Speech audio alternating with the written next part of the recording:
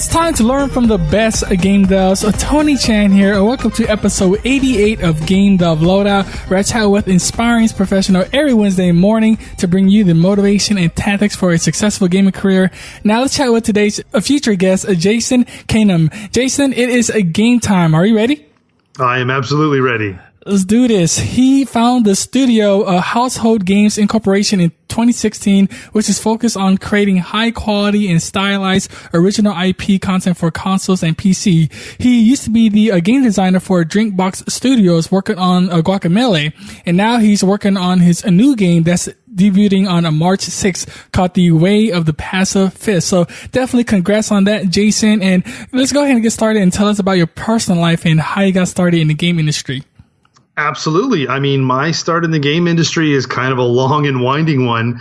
My inspirations and aspirations, I should say, go back to when I was a child. Like, I wanted to be a game developer when I was 5 years old. In the early 80s, I knew making video games was what I wanted to do. And it was a long journey to eventually get there. But when I got introduced to video games at a very young age, I was in love with them. I thought they were an awesome way of telling stories. Like, I'd watched, television shows, read books, but I was like, video games are so much different. They're so interesting. They're letting me be the story. And I just thought that was the most amazing thing, and I wanted to do that.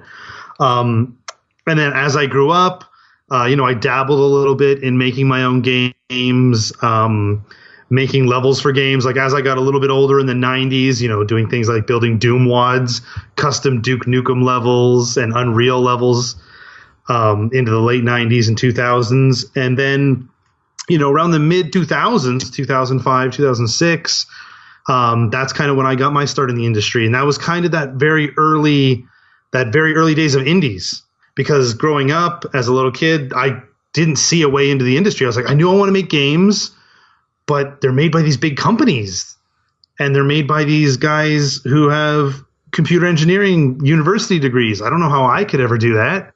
So I didn't have an entry point. I didn't know where to get started. So I wanted to make games, but I never knew how. And I kind of tried to become an expert in everything. So I went to art school. I went to university for computer science. And then I actually went to a trade college for game design as well. So almost 8 years of education, trying to be the most rounded professional I could be, with art training, programming training, design training, and kind of with the genesis of like indie games. It was like, oh, cool. Like, there was this sense that anyone could start making games, and I wanted to be a part of that. Did your programming skills help you become a better game designer, do you think? Yeah. And I mean, I got my start doing programming. With my first job, I got a job working at a studio working on mobile games. And I initially started in a QA role, then do like a programming role. But my background made it possible for me to be able to make games on my own, to provide the design and the code and a little bit of the art as well. Yeah, I got to say, Guacamelee is definitely a game people should try. I love playing that game. Yeah, and that was a game made by a nice sized team. Like, the team that made Guacamelee, of which I was a small part of, they were a highly expertise, like a highly skilled team of a lot of people on that team have decades of experience. And it's why it turned out as awesome as it was. And I learned a lot from my time at DrinkBox and working with really great, talented people like that. How many people was in the team?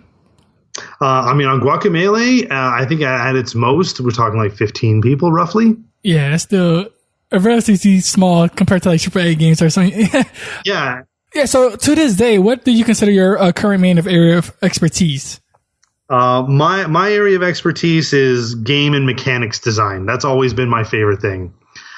Designing game mechanics, designing gameplay, like really understanding what the player's motivation is and how they can accomplish that. That's my favorite thing to do. Awesome, man. I kind of want to touch upon this because I read that your team really wanted to make your next game, a Passive Fist, to be really accessible for all players. And for example, you can change the control schemes to play with one hand. And I think this is awesome to do for one, and it's just fascinating to make the games more accessible to for everyone to play.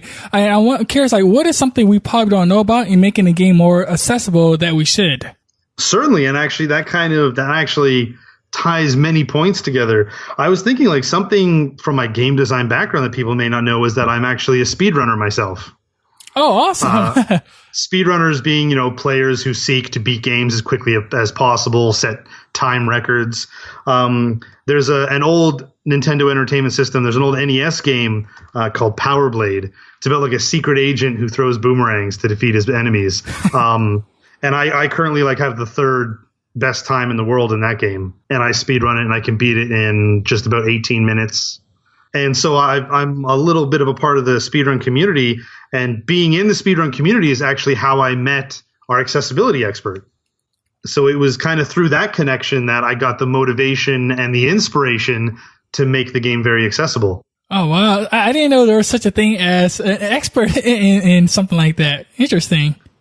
Yeah, there is a very notable speedrunner who goes by the handle Half Coordinated, and he's like he's been the world record holder in a few games. He plays some of my favorite games. He plays a lot of games by the developer Platinum Games. Oh, I love Platinum Games. Yeah, he is an excellent Vanquish player, and Vanquish is one of my favorite games. And he's an excellent player, but he plays with one hand. Hence why he has his handle Half Coordinated, because he only uses one of his hands. And he's a fantastic player, but he's a really inspirational player. Like the fact that he can be one of the world's most skilled players with his disability is really inspirational to me. And that inspired me to reach out to him and say, hey, how about we work together? And he agreed, and he helped us make the game even better. I do not know how speedrunners do it. Like, how do you find all of these quick path and tricks? Well, I'm assuming, of course, you play a ton of the game in order to figure it out. But like, the way I find glitches, and then sometimes y'all don't even use glitches. Y'all just find like the fastest way to beat the game. And it just, when I hear a game that took me a long time to beat, and then people beat it within an hour or two, it's crazy. It is. And what's really interesting about it, because you asked like, how do people find that, is that it's a really strong community-driven activity. Games typically aren't run. I mean, any individual speedrun is done by one player, of course. But you said, like, how do you find all those secrets and glitches and exploits? The community all comes together. Like, you'll have several hundred people playing one game, and they all share their notes, they all share their techniques, and they all combine it into one set. And it's really fun. And like, when people hundreds of people speedrun Super Mario 64, and when someone finds something new, they share it with the world. They tell all their friends, they tell the community, hey guys, I found this door you can just walk through. Then everyone starts doing that. And when everyone working together, then collectively they find every glitch and find the best possible run. And that's kind of what makes it beautiful, is the community aspect of it. Yeah, and also they're a big part of the charity event. I completely forgot what it's called, but like, they do a lot of speed runs and people donate. Do you know what it's called? I forgot what the group is called. It's called GDQ, Games Done Quick. Yeah, they do 2 events per year. Every January is AGDQ, Awesome Games Done Quick. And then in July, they do SGDQ, Summer Games Done Quick. So yeah, they do it twice a year. And they raise a lot of money for some great charities like the Prevent Cancer Foundation and Doctors Without Borders.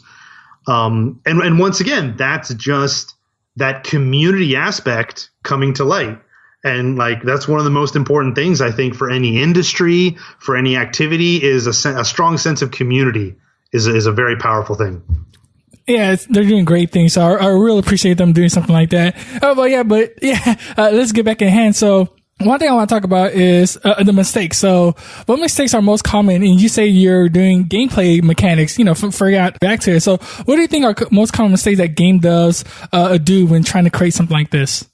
I think one of the biggest mistakes that I myself have done in the past and continue to do is understanding how to scope your game properly and limiting your scope. Scope being like the size of the game and how many things you want in the game.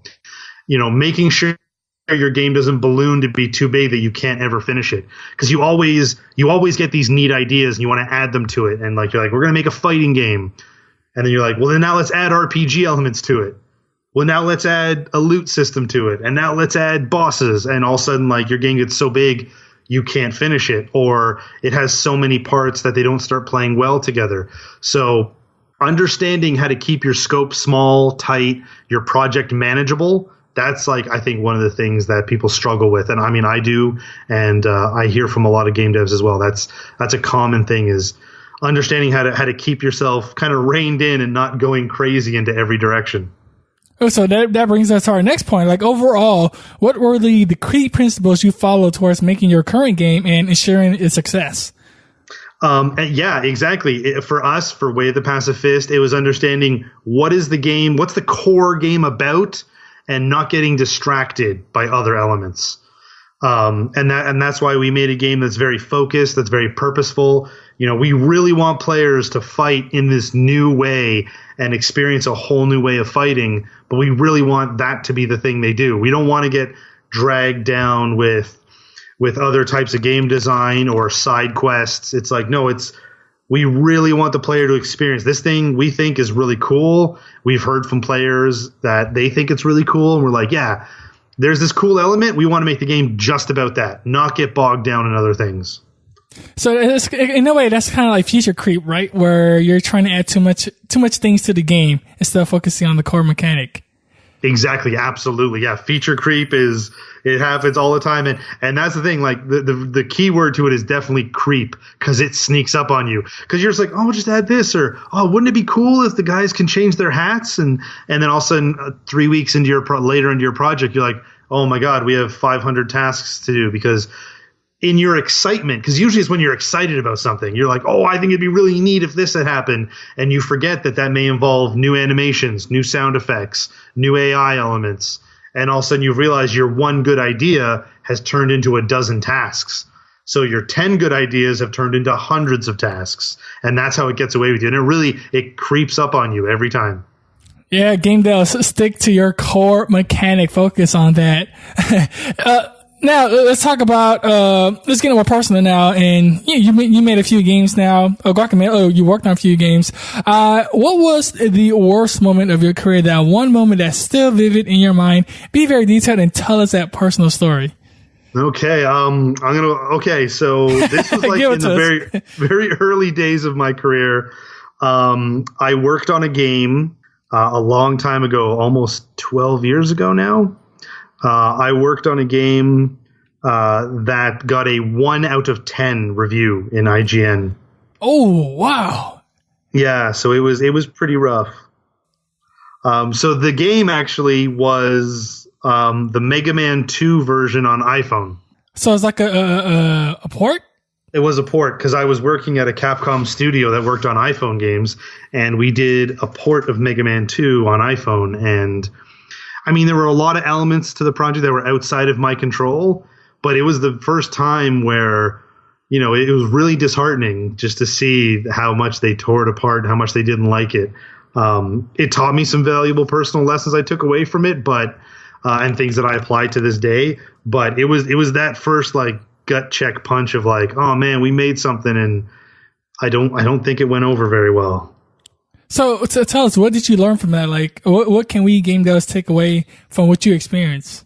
So in this particular instance, I was working for a much larger company. I didn't have much say in the process because, it was a very big company like Capcom. But what that took to me going forward, and especially now that I am in charge of a project and now that I do have agency with how the game will turn out, it'll be to stay true to my vision and make sure that I'm being honest with myself and true to myself, and that I feel proud in what I'm putting out there. And if I have any doubts, it's not ready to put out. And I mean, that's what happened with this version. Like, we kind of knew internally, we were like, oh, this isn't the way it should be. We feel like we could do this better. And unfortunately, like I said, circumstances outside of my control, couldn't do anything about it. But I know that when I do have control, I won't release anything until it meets my standard, until I'm ready to proudly say, yes, I want people to play this. Do you still get worried about, say, you got a game coming out. Do you get worried about something like that where a critic might give it a very bad score? Oh, certainly. Yeah. It's something that you definitely worry about all the time, because certain people's words have influence. And, you know that if someone is particularly negative or just doesn't enjoy it for any reason, that that can trickle out and that can influence other people. And maybe there were people who thought about trying the game who decide, no, that's okay, because this person said. And I mean, that's their job. Their job is to inform other people of their opinions, of course. You can't ever fault them for it. But it can have huge effects. So you do worry about it. But at the same time, you do have to keep in mind that, you know, games, just like music, just like film, are an artistic and subjective medium. You know, you can make something as good as you possibly could have. You could make it true to your vision, but it could just not resonate with someone. And they're just like, I just don't like it. You know, the review process itself is a subjective process. It's not an objective one. They play and they give their opinion. So people's opinions are varied, so you can't control it. So it's a thing that I worry about, but it's a thing I also know I have no control over. So it's just I have to let it go. Yeah. You got to focus on what you could control. And yeah, that's making the game as best as possible. And yeah, then once it comes out, we'll see what everybody says. And have you been, do a lot of game testing and getting a lot of feedback on it? Yes, absolutely. And I mean, nowadays, over the past year and a half while we've been developing the game, we've traveled to events such as PAX and the PlayStation Experience show. And we've had players play the game. We've gotten their feedback. We know what they're feeling about it. And we first showed the game off in a very early prototype stage in 2016. Then in 2017, we showed a much more polished version. And at the end of 2017, we showed an almost finished version. And we saw every step of the way. We got comments very early on about what people did and didn't like. Then we fixed on that.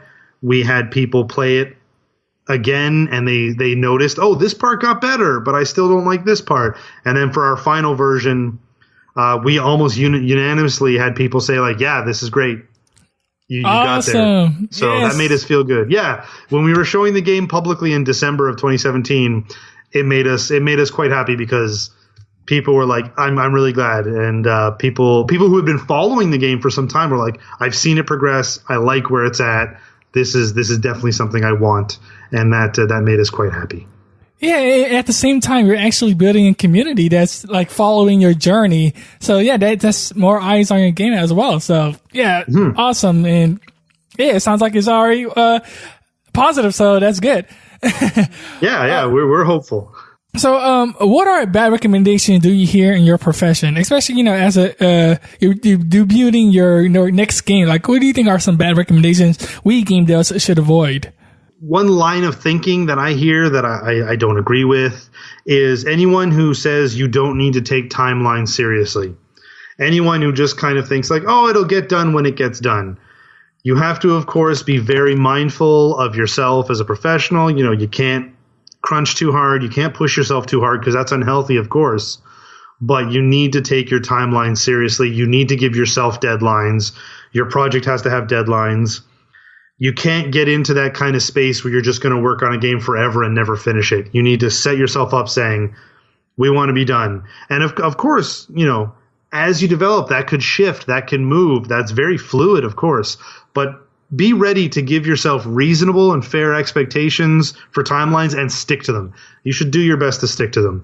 And if that means perhaps some of features have to get cut or you don't have time to repolish that animation for the fifth time, you may have to let that go because I think sticking to a timeline is very, very important. And how do we create, a good timeline? How do we know what's a good timeline? Anticipating timelines is one of the most difficult things I think to do in video games because we're creators. We're creating. We're not really doing anything by a set book. When you're making a new game, you're making something original. You don't know how long it's going to take. You're inventing. You're literally inventing every day, whether it's a mechanic or a new character or a level. You are inventing all the time. So how long does it take to make a level? You're like, I don't know. So it's really hard. But that comes with experience. And I mean, there's people in this industry who have much more experience than me and than myself, and they obviously would be better at it. But I've found in 10 plus years of working in the industry, I've got a good feel for how long things quote unquote should take. And I, just based on how I've done them in the past. And I said, like, that speaks for me personally. Giving someone else a timeline can be difficult because you don't know their pace. You don't know how fast they work. But I know how fast I work and I know what I'm capable of. So I kind of think for myself, and I think, how long do I think this should take? And I kind of estimate appropriately. But, when it comes to creating, animating, drawing, coding, I have ideas. And I mean, of course they shift, but I feel like I have a rough idea that's fair enough in my mind that I know how long things should take without any obstacles. And then, of course, the key rule of, like, you take your estimate, you always add 30%. You add that unknown factor. So if you think it's a week, then add 3 days to it. Yeah, that little buffer just in case. Exactly. Unexpected things will always pop up. What do you consider the biggest waste of time in game development? Kind of coming back to what I talked about before about having kind of a core focus. I think a big waste of time is getting caught up in elements that aren't the focus of your game. So if you're making a racing game and your team is making awesome racing mechanics and you've got your tracks really well rendered, but then you get caught up in an RPG progression system and your team spends 6 months developing this RPG system, it's like, no, that's not what your game's about. Not that there can't be an RPG racing game, of course, but if it's not the game you set out to make initially and halfway through development you just decided, oh, I think it'd be cool to add this, and then you spend too much time on it, you should stick to, like, what's important to the game, what's important to the core of the game. So it's a waste of time to get distracted with anything else, in my opinion. Is there even a real RPG racing game? I can't even think of any. I can't think of one, but now that... That's an interesting concept. Cool. Yeah, it actually sounds really cool. What have you changed your mind about in the last few years, and why? I guess I wouldn't say change my mind per se, but like kind of what I've learned, I guess I used to underestimate what it took to run a studio, because while I worked at many studios and while I worked at big company studios and indie studios, I feel like I really underestimated the tasks involved in just running the studio, running the day-to-day, managing a team. That's a lot of work. And now that's my job, is managing a team in addition to creating. I still design, I still do some coding, but I also have to manage a company and manage a team. And I think I used to underestimate how much work that was. And now I don't take it for granted. And anyone who's running a studio, managing the day-to-day operations, that's a lot of work. And I think it's something you can't really understand until you do it. But once you do it yourself, you really understand. Yeah, this is a big undertaking. Yeah, because you got to deal with for one, of course you got to manage the people. Then there's like a lot of paperwork and business and marketing. Like you're like the sole responsibility of making sure the company's a success or the game's success. And that's actually a lot of pressure as well. So yeah, huge props to people who run their own studio, because it is a big deal. Absolutely. Yes. And like I said, my respect has grown a ton for anyone I've ever met in my previous years who is managing. Yeah. Ton of respect. Yeah, exactly. It is a lot of, in addition to just how much work it is, you're exactly right about how much pressure it also is. Yeah, the pressure. What do you consider one of the best investments you've ever made? And it could be investment of money, time, or energy. What was that investment? I'd say it'd be an investment of all three of those things, money, time, and energy. And I would say it would be an investment in myself. And by that, I mean the decision to start my own company, work with partners, start and operate this company. But when I made the decision, a few years ago, when I founded the company in 2016, it was the right time. I felt I had built up enough experience. I'd been doing it for many, many years, felt the time was right. And I'm quite proud to say, I feel like it was a good investment. I'm proud of where we've come. I'm proud of what's coming and proud of what's next. But yeah, I feel like the best investment was realizing the time was right, the opportunity was right, and basically, like I said, like investing in Household Games, investing in my own endeavor. Yeah, of course, I wish you all the best. Like, how did you go about choosing your team, or even choosing the name? Like, how did you go about doing all those things? Certainly. So the name for the company was inspired by over the years while I've been working on the side and as part of projects, I would make these side games. And I would always, like, one of the games I made was a time travel game about using a calendar. So the interface for the game was a calendar, and you could slide the dates around like one of those sliding picture puzzles. And you could slide the calendar around and make different timelines by rearranging the dates in a calendar, and you would create time travel scenarios. And then I made another quick little prototype based on a toaster. And just one day I was like, oh man, I'm making all these prototypes about household appliances. Oh, okay, there you go. Oh, okay, that's actually that's a fun name for a game, Household Games. And also it just kind of speaks to the core values of the company. You know, we seek to be inclusive and welcoming. That's why the logo is the couch. It's like we want you to come join us, come play games with us where it's nice and comfortable. Yeah, I like that. Well, thank you. And then as for the team, I felt quite fortunate to be part of a really healthy community in Toronto. Toronto has a very vibrant, diverse, and very healthy independent game community. So I'm already familiar, friends, and have many peers who are expert programmers, artists, musicians, composers, sound designers.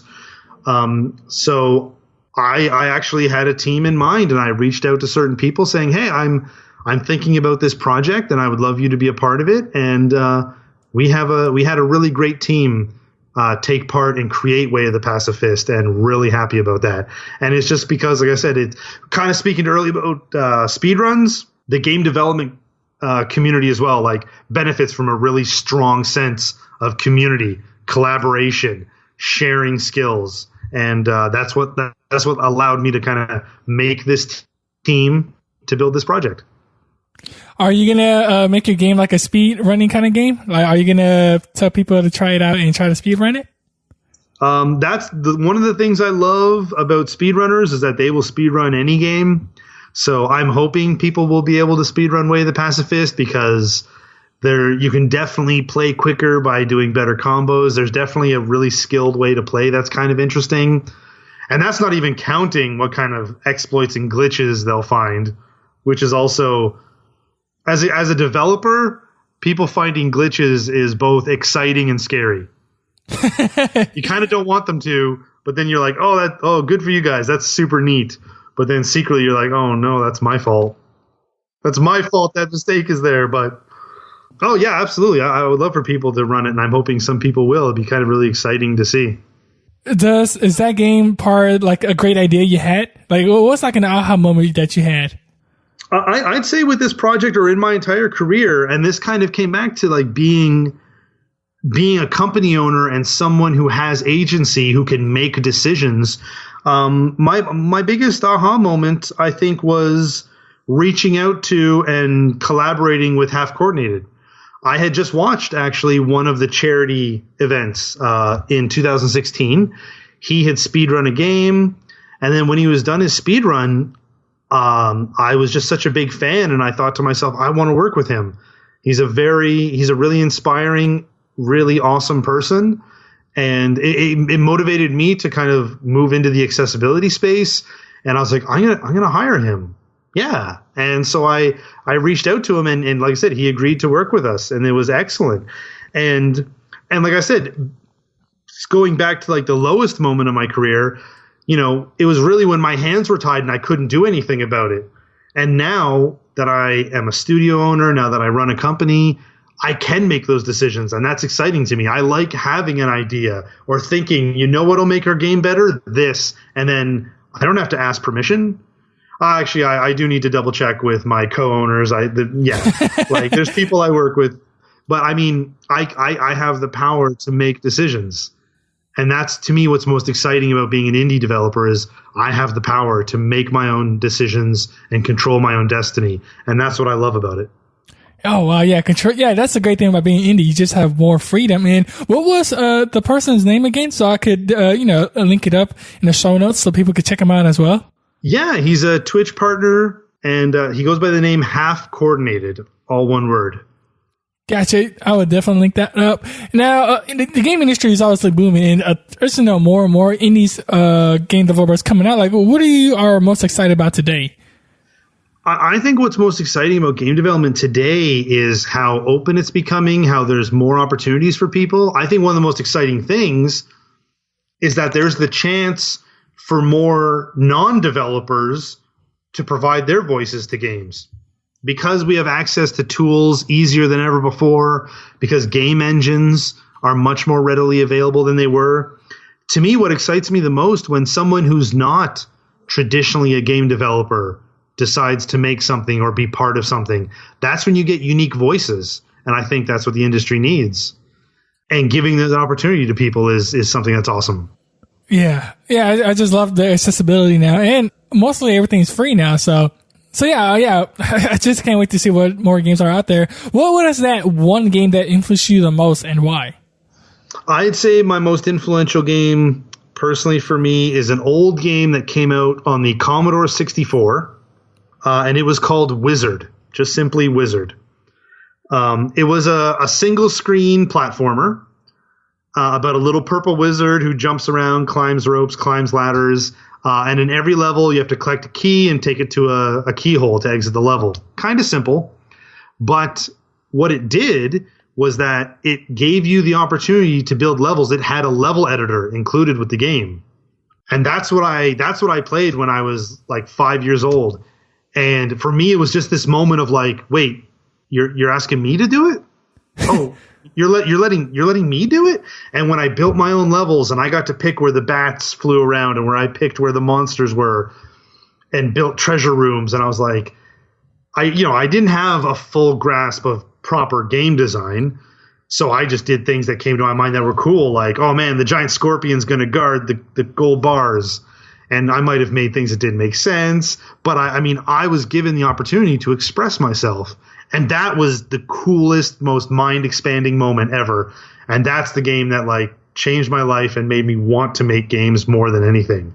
Yeah, it was just like, and like I said, it was that moment of like, I was just so surprised that the game was asking me to make a game. And then that was like, oh, I can do that.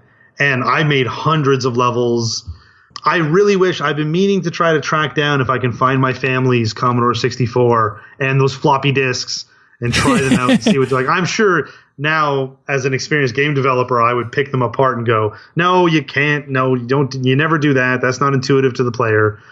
Of course, but like when I was younger, I would love to experience that again. And today we have those. I'm excited that we have those kind of things because in recent year we had Super Mario Maker, which was my favorite game from a couple years ago.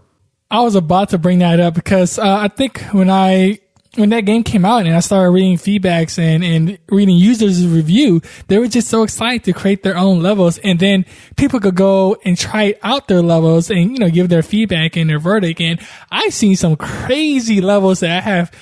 Like I said, I don't know how people get so good to beat these crazy levels, but yeah, they do it. And they love creating their own levels. Yeah. And I really hope, I have no doubt that Super Mario Maker will inspire a new generation of designers, and that's super exciting to me. I used to have a blog. It's a little bit defunct now. It doesn't get updated. It doesn't exist anymore. But the old blog I used to have when I was younger was called I Heart Level Editors, because that was my mantra. Like, level editors are what inspired me to be a game dev.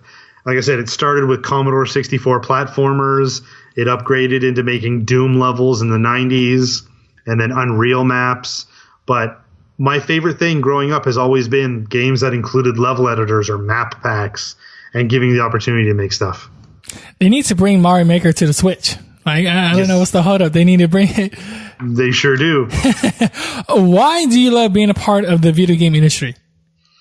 I love being part of the video game industry because, to me, video games are the ultimate fusion of art and technology.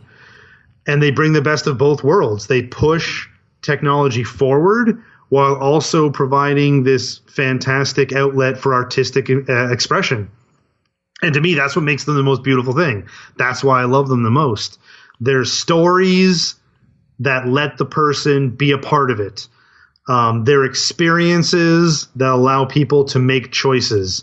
And that's just really cool. And just that ultimate hand-in-hand fusion of art and tech is my favorite thing. I love it. Oh, man, I absolutely agree. Can you say that first part again? That first sentence is the ultimate expression of what? Video games are the ultimate fusion of art and technology. Oh, man. Yeah, that's beautiful. Thank you. That's why I love games. Also, before we go into the lightning round game devs, don't forget that on my website, GameDevLoadout.com, it will have all the show notes for you to use. Just type in the number 88 in the search bar to find Jason's episode. And now, Jason, are you ready to crush the lightning round? I am ready. Let's do this. What was holding you back from joining the game industry?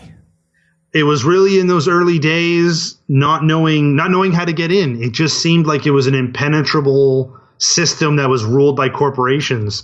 So I just didn't know how to get into the industry. And like I said, it was luckily, I think kind of the advent of indie games that has allowed myself and many other people to really get involved. What's a personal habit that contributes to your success? Being part of a community.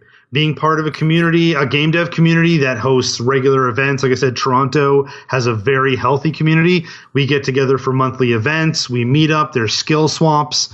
There's lots of professionals you can meet, interact with, and that makes me a better developer as well. Just I learn from all these people, and we have this shared experience. And the community remains one of the most important things to me.